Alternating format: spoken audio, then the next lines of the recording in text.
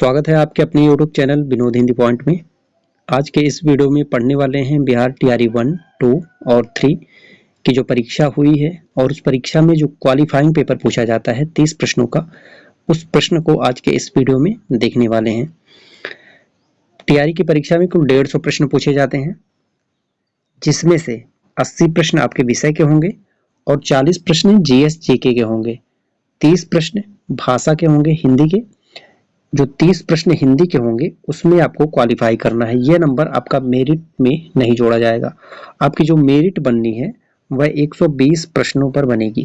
कहीं ना कहीं यह प्रश्न टीआरई 4 के लिए बहुत ही महत्वपूर्ण है।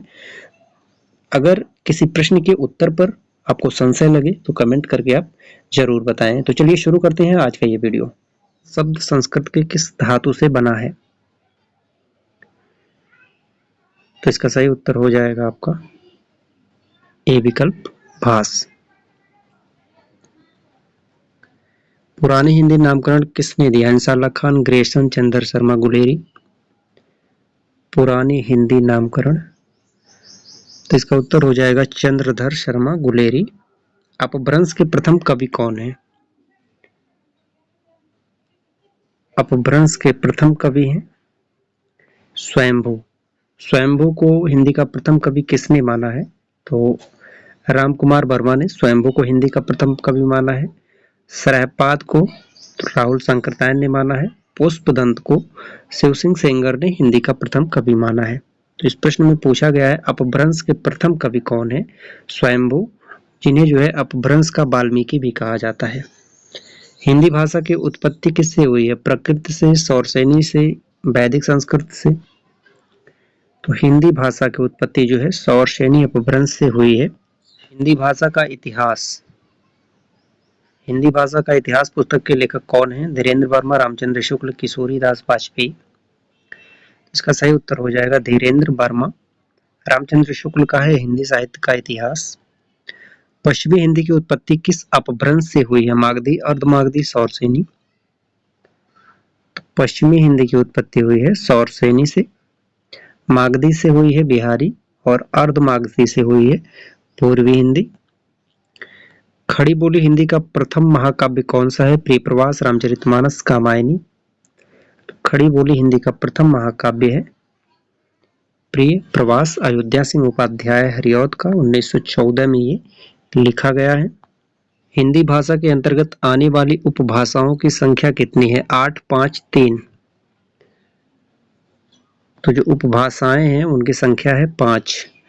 राजस्थानी हिंदी, बिहारी हिंदी, पहाड़ी हिंदी, पश्चिमी हिंदी और पूर्वी हिंदी, ये 5 उपभाषाएं हैं।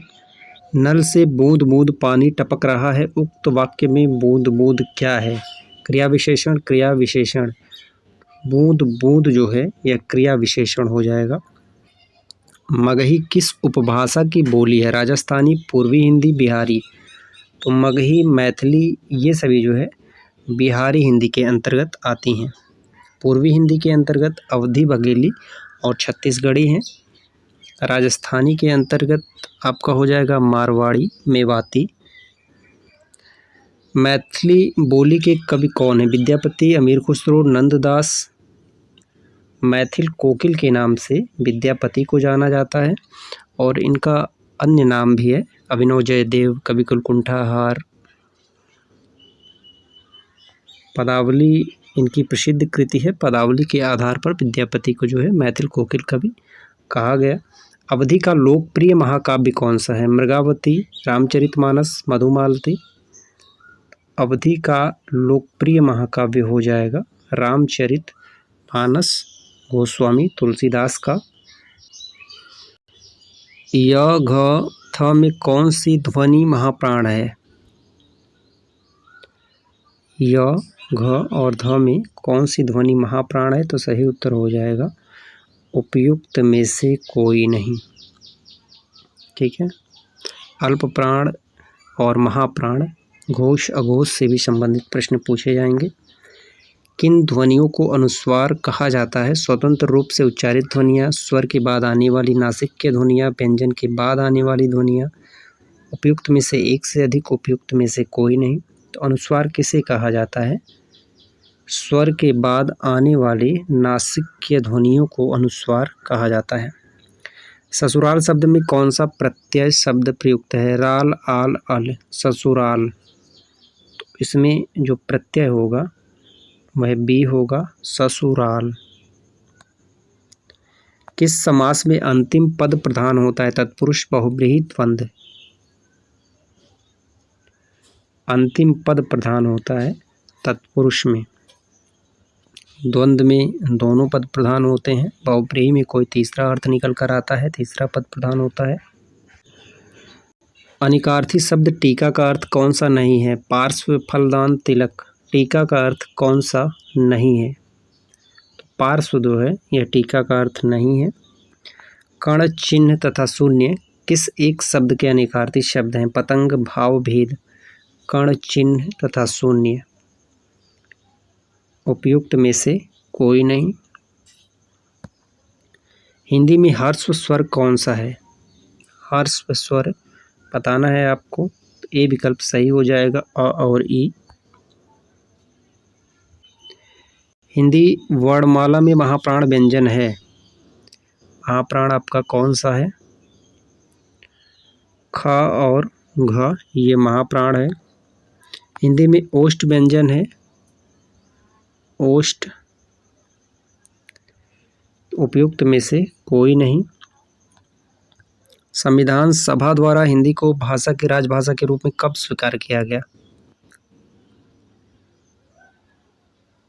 भारत की राजभाषा के रूप में कब स्वीकार किया गया? तो आपका 14 सितंबर 1949 ईस्वी को हिंदी दिवस के रूप में मनाया जाता है।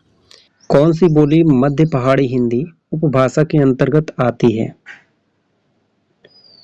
मध्य पहाड़ी हिंदी उपभाषा के अंतर्गत कौन सी बोली आती है, ये आपको बताना है। तो इसका सही उत्तर हो जाएगा गढ़वाली। कन्नौजी किस उपभाषा की बोली है? पूर्वी हिंदी, पश्चिमी हिंदी, बिहारी हिंदी। कन्नौजी,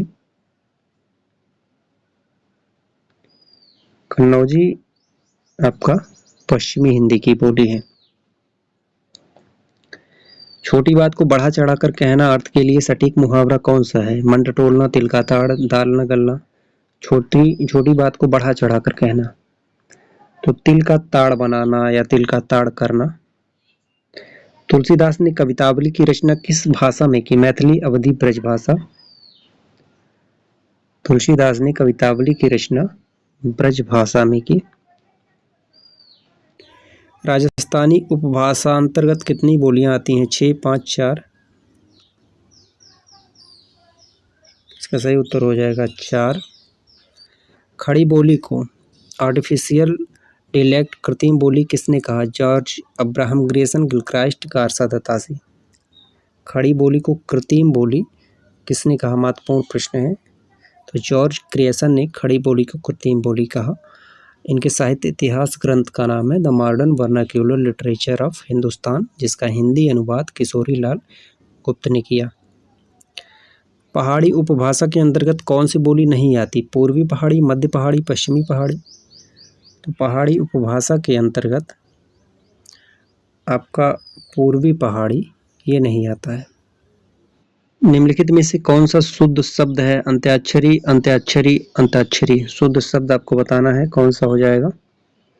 अंत्याक्षरी, ए विकल्प सही होगा। नवोढ़ा का संधि विच्छेद है। नवोढ़ा का संधि विच्छेद क्या होगा? नौधन उड़ा, सी विकल्प सही होगा। रिजु का पर्यायवाची शब्द है रिजु, तो रिजु का आपका हो जाएगा सरल। जो ज्ञात इतिहास के पूर्व का हो, वाक्यांश के लिए एक शब्द कौन सा है? प्रागैतिहासिक, ऐतिहासिक, प्राचीन। जो ज्ञात इतिहास के पूर्व का हो, तो उसके लिए जो एक शब्द होगा प्रागैतिहासिक होगा। पारितोषिक किस शब्द का पर्यायवाची शब्द है? पारितोषिक। पारितोषिक का पर्यायवाची हो जाएगा इनाम। पर्याय की दृष्टि से कौन सा युग्म सही नहीं है? तरी, तरणी, उपल, अश्म, अनिल, तुषार। कौन सा युग्म सही नहीं है? अनिल, तुषार, ये गलत है। पॉकेटमार शब्द में कौन सा समास है? अव्ययी भाव, तत्पुरुष, द्वंद्व। पॉकेटमार, पॉकेट को मारने वाला, तत्पुरुष। एक लड़के ने ठीक उत्तर दिया, वाक्य में एक है। एक लड़के ने ठीक उत्तर दिया, तो एक जो है ये विशेषण है। सुंदर शब्द किस वाक्य में क्रिया विशेषण के रूप में प्रयुक्त हुआ? सुंदर की कल्पना कला है, यह बच्चा कितना सुंदर है, यह लड़का बहुत सुंदर लिखता है। तो क्रिया विशेषण की बात हो रही है। यह लड़का बहुत सुंदर लिखता है, ठीक है, बहुत सुंदर, यहाँ बहुत प्रविशेषण है। भारत की प्राचीन भारतीय आर्य भाषा है संस्कृत, पाली, तमिल। प्राचीन आर्य भाषा कौन सी है? प्राचीन आर्य भाषा आपका हो जाएगा संस्कृत। निम्नलिखित में से जातिवाचक संज्ञा कौन सी है? बुद्धि, सफाई, ममता। जातिवाचक संज्ञा कौन सी है? तो इसमें उपयुक्त में से कोई नहीं। कौन सा उत्तम पुरुष सर्वनाम है? तुम, वह, मैं। उत्तम पुरुष सर्वनाम कौन सा है? तो मैं जो है ये उत्तम पुरुष सर्वनाम है। रोहित अमेरिका से नौकरी करना चाहता है। इच्छाबोधक, अभ्यासबोधक, शक्तिबोधक। अमेरिका से नौकरी करना चाहता है तो ये शक्तिबोधक क्रिया है। समुज्ज्वल शब्द में किस उपसर्ग का प्रयोग हुआ है? सम, सन, सम। समुज्ज्वल, तो इसमें आपका सम उपसर्ग होगा।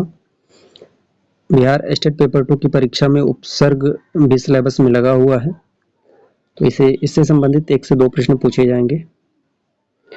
निम्नलिखित में से कौन सा शब्द अ उपसर्ग युक्त है? अथाह, अनपढ़, अनिष्ट। अथाह, इसमें आपका अ उपसर्ग है। अनिष्ट में अन है, अनपढ़ में अन है। निम्नलिखित में से कौन सा शब्द अप्रत्यय युक्त है? अप्रत्यय युक्त आपका हो जाएगा धार्मिक, असली, प्यारा। प्यारा से विकल्प सही होगा। जिसमें दोनों पद प्रधान होते हैं वह कौन सा समास है? अव्ययी भाव, द्वंद्व, बहुब्रीहि। दोनों पद प्रधान होते हैं तो उसमें आपका हो जाएगा द्वंद्व। राजा, रानी, माता, पिता, दिन, रात। जन्मांध शब्द में कौन सा समास है? तत्पुरुष, कर्मधारय, दिगु। जन्मांध, जन्म से अंधा, तत्पुरुष समास। स्वर संधि के कितने मुख्य प्रकार हैं? तो स्वर संधि 5 प्रकार की होती है, दीर्घ, वृद्धि, गुण, अयादि और यण। अतीव का संधि विच्छेद कौन सा होगा? अतीव, अतिधन, ईव, ये विकल्प सही होगा। प्रत्युत्तर में कौन सी संधि है? प्रत्युत्तर, प्रतिधन, उत्तर, तो आपका इसमें यण संधि होगा। मनोरंजन शब्द का संधि विच्छेद होगा। मनोरंजन शब्द में आपका हो जाएगा मन, धन, रंजन, मन, धन, रंजन। विराम चिन्ह को क्या कहते हैं? इस चिन्ह को क्या कहते हैं? तो इसे आप अर्ध विराम कहते हैं, ठीक है। अल्प विराम ये है, योजक चिन्ह इस तरह का है। हिंदी शब्दकोश में निम्नलिखित में से कौन सा शब्द सबसे पहले आता है? शिष्टाचार, श्लाघा, श्रेय। सबसे पहले कौन सा आता है? इसमें आपका शिष्टाचार हो जाएगा। व्यास शब्द का विलोम होगा, व्यास का हो जाएगा समास। हिंदी में प्रचलित विदेशी भाषा और उसके शब्द का कौन सा युग्म सही नहीं है? अरबी, अदब, तुर्की, अमरूद, फारसी, आजादी। कौन सा युग्म सही नहीं है? तुर्की, अमरूद, ये सही नहीं है। मगही किस उपभाषा की बोली है? पूर्वी, बिहारी, पहाड़ी। तो मगही आपका हो जाएगा बिहारी, हिंदी। पाठक के भावबोध को सरल और सुबोध बनाने के लिए किसका प्रयोग होता है? प्रश्न चिन्हों, योजक चिन्हों, विराम चिन्हों। तो सरल और सुबोध बनाने के लिए आपका विराम चिन्हों का प्रयोग किया जाता है। कौन सा हजारी प्रसाद द्विवेदी का निबंध नहीं है? अशोक के फूल, मजदूरी और प्रेम, कुटुज। मजदूरी और प्रेम यह हजारी प्रसाद द्विवेदी का निबंध नहीं है। वह शब्द शक्ति जिसके द्वारा सीधे कथन, साक्षात, सांकेतिक या मुख्य अर्थ का ज्ञान होता है उसे क्या कहते हैं? तो उसे आपका कहते हैं अभिधा, जिसके द्वारा सीधे कथन, साक्षात, सांकेतिक या मुख्य अर्थ का ज्ञान होता है। ध्वनि सिद्धांत के प्रतिपादक आचार्य कौन है? विश्वनाथ आनंदवर्धन, पंडित राज जगन्नाथ। तो ध्वनि सिद्धांत के प्रतिपादक आचार्य हैं आनंद वर्धन।